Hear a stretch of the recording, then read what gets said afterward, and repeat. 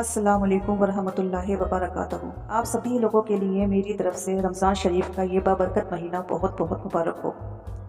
आइए आज डिस्कशन करते हैं रमज़ान शरीफ के इस मुबारक महीने के। इंसान बीमार क्यों होता है? ये क्या चीज़ें हैं जो हमें तंदुरुस्त और तवाना रखती हैं? अपनी उम्र से कम नज़र आने का राज क्या है? हम क्या खाएं जो हमेशा तंदुरुस्त रहें? ये और ऐसे ही कितने सवालात हैं जो हमारे जहन में मुसलसल उठते रहते हैं। अच्छी सेहत और लंबी उम्र के लिए अच्छी ग़िज़ा का होना बहुत ज़रूरी है। अच्छी ग़िज़ा से मुराद वे ग़िज़ा है जो क़ुव्वत बख्श हो। अच्छी और बैलेंस्ड ग़िज़ा के लिए ज़रूरी है कि इसके लिए वक्त का शेड्यूल बनाया जाए, यानी एक नाश्ता और एक खाना। ऐसा ना हो कि सारा दिन कुछ ना खाकर मैदे पर बोझ डाला जाए। जाहिर है ऐसी हालत में मैदा पूरी तरह अपना काम अंजाम नहीं दे पाएगा, जिसकी वजह से मुख्तलिफ अमराज का एक ना थमने वाला सिलसिला शुरू हो जाएगा। मादे जब जमा हो जाते हैं तब बीमारियां बढ़ने लगती हैं। ऐसे लोग बड़ी कसरत से पाए जाते हैं जो खूब पेट भरकर एक दिन में कई कई मरतबा खाना खाते हैं, लेकिन उनके कामों और मसरूफियतों में ज़्यादा हलचल या चलत फिरत नहीं होती है। वो लेज़ी होते हैं और सुस्त होते हैं। ना ही वे खुराक को इतनी मकदार को ठिकाने लगाने के लिए कोई मुनासिब एक्सरसाइज करते हैं और ना ही कोई मेहनत वाला काम करते हैं, जिसका नतीजा ये होता है कि हमारा वेट बढ़ने लगता है और हम अलकसी होते जाते हैं। मैदे की तकलीफ में मुब्तला लोगों के लिए रोज़ा रखना एक टॉनिक की हैसियत रखता है। रोज़ा जिस्म और ख़ास तौर पर मैदे के लिए सेहत की ज़मानत है। दिमागी और नफ्सियाती अमराज का मुकम्मल खात्मा हो जाता है।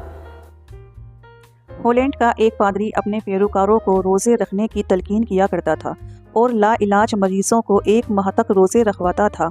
उसका कहना था कि मैंने डायबिटीज़, दिल और मैदे के आरिज़ से मुब्तला लोगों को रोज़े रखवाए, जिसका नतीजा ये निकला कि डायबिटीज़ के मरीज़ों की हालत बेहतर हो गई, उनकी शुगर कंट्रोल हो गई, दिल के मरीज़ों की हालत भी बेहतर हो गई, उनकी बेचैनी कम हो गई और मैदे के मरीज़ों को बहुत फ़ायदा पहुँचा।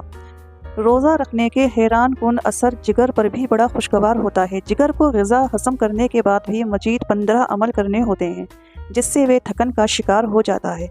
इसके लिए कम से कम एक माह का आराम ज़रूरी है और रोज़े से जो फ़ायदा जिगर के लिए हासिल होता है वे यकीनन बहुत फ़ायदेमंद है। दिन में रोज़े के दौरान खून की मकदार में कमी हो जाती है, जिससे दिल को आराम मिलता है। मोटापा दूर करने के लिए भी रोज़ा मददगार रहता है।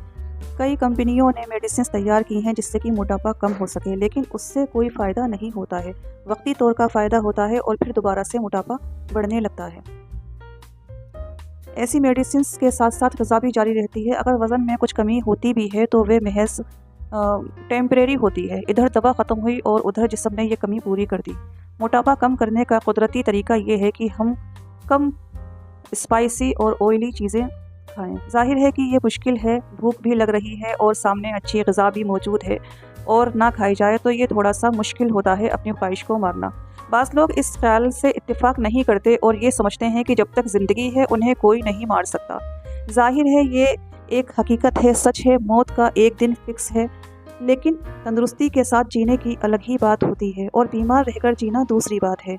रोज़ा आपकी इश्तिहा को कंट्रोल में रखता है और नाश्ता यानी सहरी और खाना इफ्तियारी आपके जिस्म के लिए तमाम ज़रूरी खरारे मुहैया करा देते हैं।